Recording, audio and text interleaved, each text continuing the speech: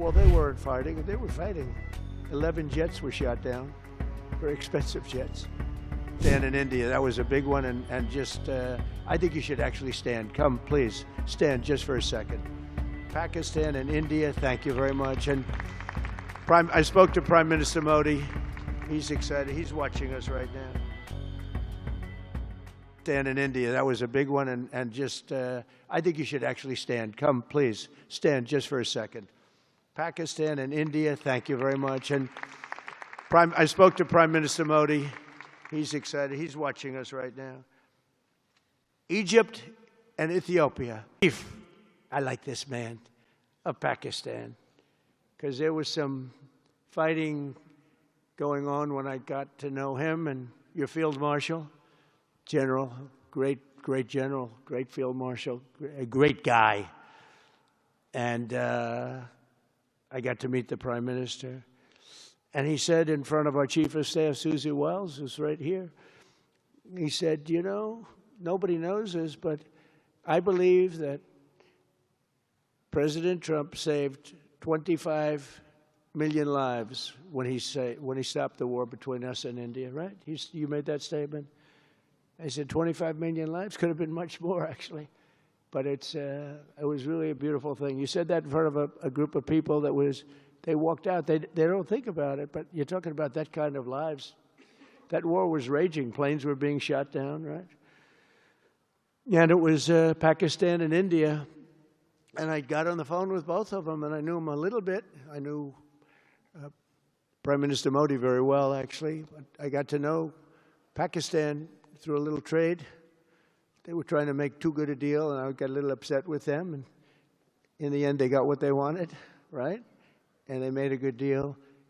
And I got to like them, the Prime Minister, the Field Marshal, who's a tough man, a tough, good fighter, right? Good, serious fighter. I like good fighters, actually. And when I heard that they were fighting, I picked up a certain newspaper. I won't tell you which one, because it's fake news generally. But I picked up this newspaper, and I saw that Pakistan and India were really going at it. And then it got worse and worse, and many planes were shot down. It was all out. And I called them, and I said, listen, I'm not doing trade deals with you two guys if you don't settle this up. They said, no, that has both of them. They didn't want to do that. I said, no, it has to. If you don't do it, I'm not doing a trade deal. We're not doing a trade deal.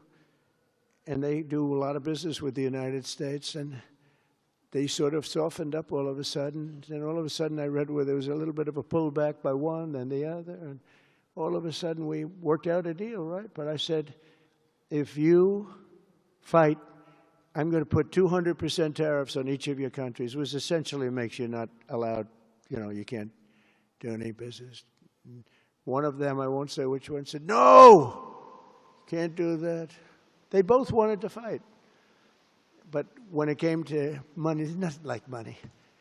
When it came to losing a lot of money, they said, I guess we don't want to fight. And we solved that deal in 2-3 days, right? And we did. We said, these are two very powerful nations. These are two nuclear nations. And I don't want to say what was going to happen, but, bad things happen. So, Prime Minister, I want to thank you, because that was a very big deal. People have no idea. A lot of them say, oh, well, they weren't fighting. They were fighting. 11 jets were shot down, very expensive jets. And they were all in. Both of them were all in, and now they're not. And I think we'll always be able to settle up with them. I really do. I think you're going to have, it's a lot of progress was made even in the relationship. And Prime Minister Modi also, he's a great man. He's a great guy. They're all great. But I was very proud of it.